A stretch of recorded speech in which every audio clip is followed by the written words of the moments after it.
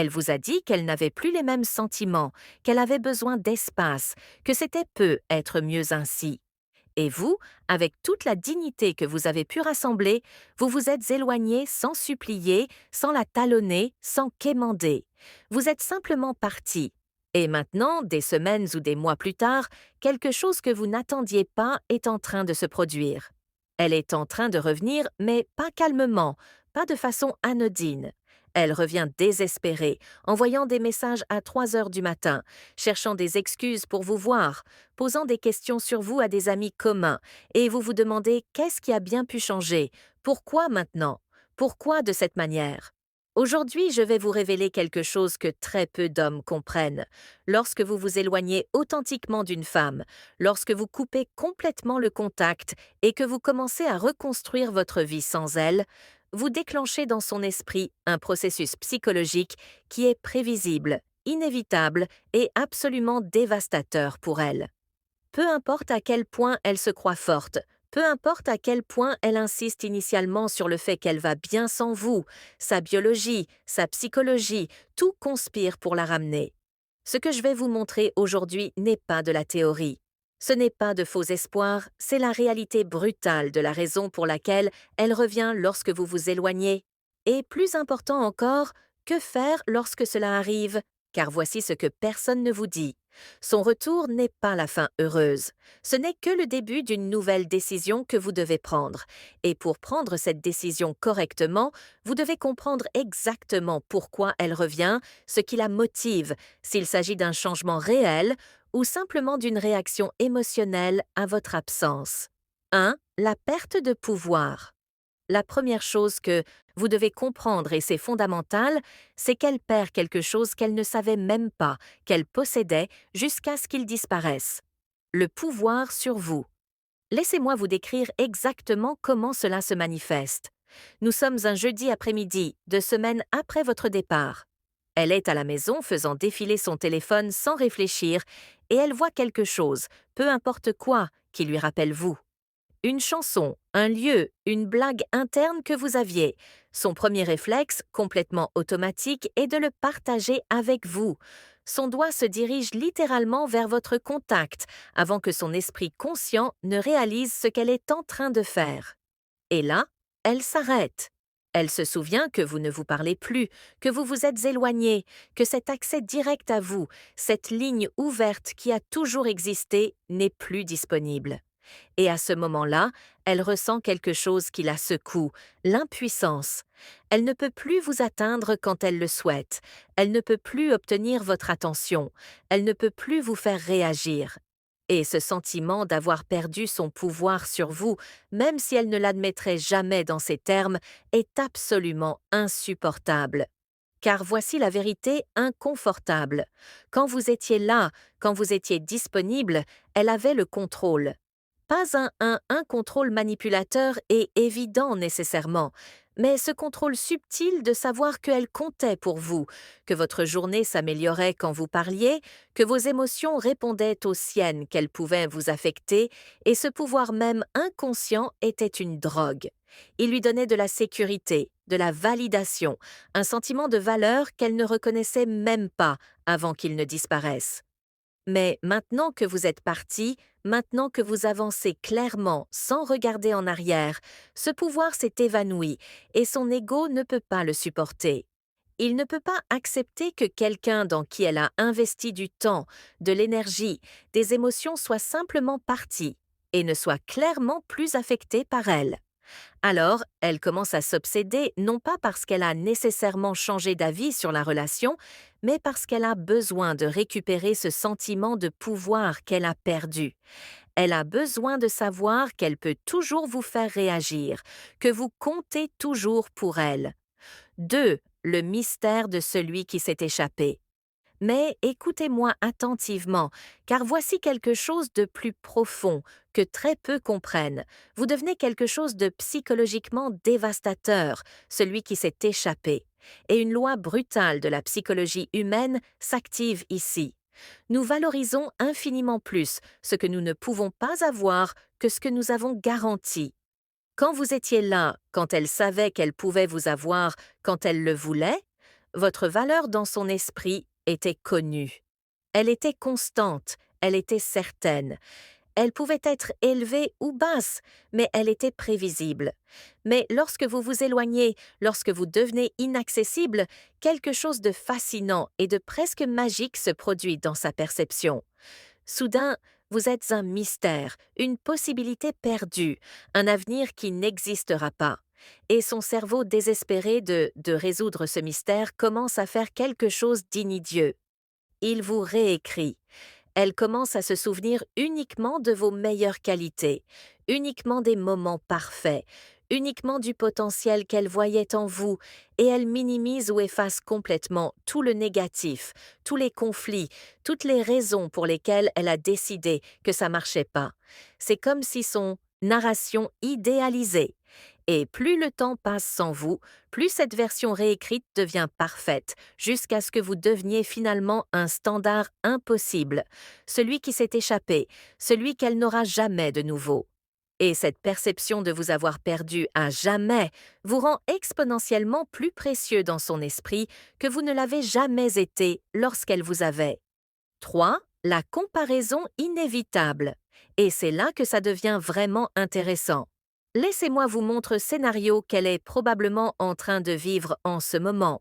C'est vendredi soir. Elle est dans un bar avec des amis. Elle rencontre un nouveau type. Il est objectivement attirant. Il a un bon travail. Il dit les bonnes choses.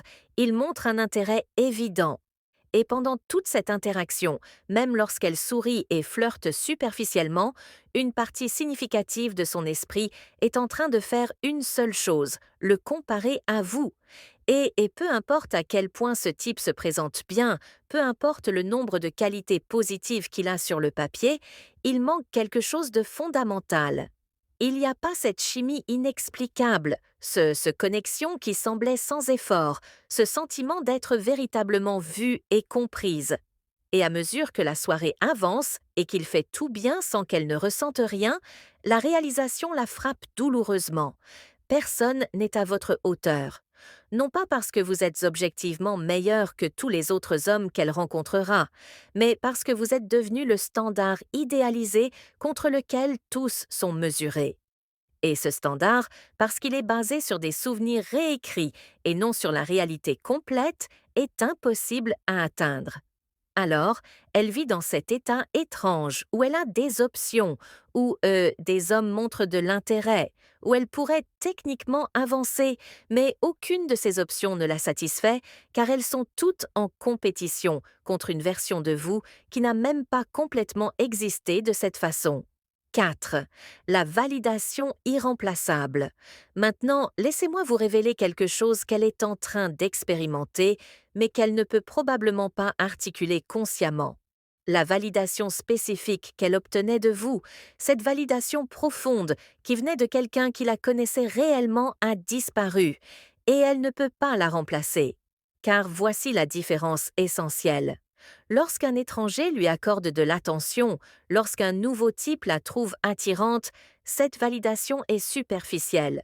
Il ne connaît que la version d'elle qu'elle décide de lui montrer, la version soigneusement choisie, la meilleure version. Ainsi son approbation, même si elle peut faire du bien momentanément, ne touche à rien de profond. Mais votre validation était différente. Vous l'aviez vue dans ses pires moments. Vous connaissiez ses insécurités. Vous aviez vu ses défauts, ses peurs, ses imperfections. Et pourtant, vous choisissiez d'être là. Pourtant, vous la trouviez précieuse. C'est une validation à un niveau complètement différent. C'est la validation de quelqu'un qui vous connaît complètement et vous choisit quand même. Et maintenant que cette source de validation a disparu, elle ressent un vide que rien d'autre ne peut combler. Elle peut recevoir des compliments, elle peut avoir de l'attention, elle peut même être dans une autre relation, mais une partie d'elle se sent invisible, pas connue, car la personne qui la voyait vraiment, qui la connaissait vraiment, n'est plus là. Et ce vide la ronge silencieusement jusqu'à ce qu'il devienne insupportable. 5. Les conséquences quotidiennes. Ceci vous mène directement à quelque chose qu'elle est en train d'expérimenter et qui est particulièrement torturant, des conséquences concrètes et quotidiennes de votre absence. Et c'est pas abstrait, c'est viscéral. C'est dimanche après-midi, elle a un problème, quelque chose qui la stresse. Avant, elle vous appelait, vous saviez exactement quoi dire, comment la calmer sans minimiser ses émotions, comment lui donner une perspective sans la faire se sentir bête. Vous aviez cet équilibre parfait, qui ne vient que du fait de connaître quelqu'un profondément. Mais maintenant, elle ne peut pas vous appeler. Elle appelle une amie à la place et l'amie essaie d'aider. Elle essaie vraiment, mais c'est pas la même chose. Elle ne la comprend pas de la façon dont vous la compreniez. Elle n'a pas cette histoire partagée. Elle ne connaît pas ce contexte spécifique qui rendrait ses conseils pertinents. Alors, elle raccroche en se sentant plus frustrée qu'avant. Et à ce moment-là, votre absence n'est pas théorique, elle est pratique, elle est réelle. C'est un problème tangible dans sa vie. Et cela se produit constamment. Mardi soir, elle voit quelque chose qui elle le sait, vous aurait fait rire, et son premier réflexe est de le partager avec vous. Mais elle ne peut pas. Elle prend une décision importante concernant sa carrière et bien qu'elle ait des gens à qui demander, elle sait que votre opinion, votre perspective spécifique sur qui elle est et ce qu'elle veut aurait été inestimable, mais elle n'y a pas accès. Ce sont 100 petites choses par jour, 100 petits moments où votre absence crée un vide spécifique que personne d'autre ne peut combler. Et le poids cumulé de tous ces vides jour après jour, semaine après semaine, devient insupportable, car elle ne vous manque plus seulement émotionnellement. C'est que sa vie fonctionnait mieux avec vous dedans. Et cette réalisation pratique, tangible, quotidienne est impossible à ignorer. La réalisation dévastatrice, elle vous a sous-estimé, mais voici le plus dévastateur de tout. Ce qui la détruit vraiment à un niveau qu'elle peut à peine gérer. Elle réalise progressivement, et douloureusement, qu'elle vous a sous-estimé, et cette prise de conscience n'arrive pas comme une épiphanie. Elle arrive par fragments, par des comparaisons constantes, dans des moments où quelque chose que vous faisiez naturellement, qu'elle tenait pour acquis devient évident par son absence. Il est minuit, elle est réveillée, elle réfléchit et pour la première fois avec une honnêteté brutale, elle se demande pourquoi l'ai-je laissé partir. Et elle commence à revoir mentalement non pas les raisons qu'elle s'est données sur le moment, mais les raisons réelles. Et elle réalise quelque chose de terrifiant. Peut-être qu'elle n'était pas aussi valable qu'elle s'en était convaincue. Peut-être elle amplifiait de petites incompatibilités. Peut-être avait-elle des attentes irréalistes. Peut-être, et cela fait mal de l'admettre même pour elle-même, n'a-t-elle pas été à la hauteur de ce qu'elle avait. Et avec chaque nouvel homme qu'elle rencontre, avec chaque interaction qui semble superficielle comparée à ce qu'elle avait, avec chaque conversation qui n'atteint pas la profondeur qu'elle atteignait sans effort, la magnitude de son erreur devient plus claire. Vous étiez pas parfait, mais vous étiez différent de manière qui compte, authentique de manière qui sont rares, présent de manière que peu d'hommes parviennent à être. Et la vérité qui la brise est qu'elle n'a probablement pas apprécié cela tant qu'elle l'avait. Elle vous a probablement tenu pour acquis. Elle n'a probablement pas complètement valorisé ce qu'elle avait, jusqu'à ce que cela disparaisse pour toujours. Et maintenant, confrontée à des options qui semblaient meilleures en théorie, mais qui semblent vides en pratique, le regret la consume. Conclusion, son retour n'est pas votre victoire. Tous ces facteurs travaillant ensemble créent une pression psychologique insupportable.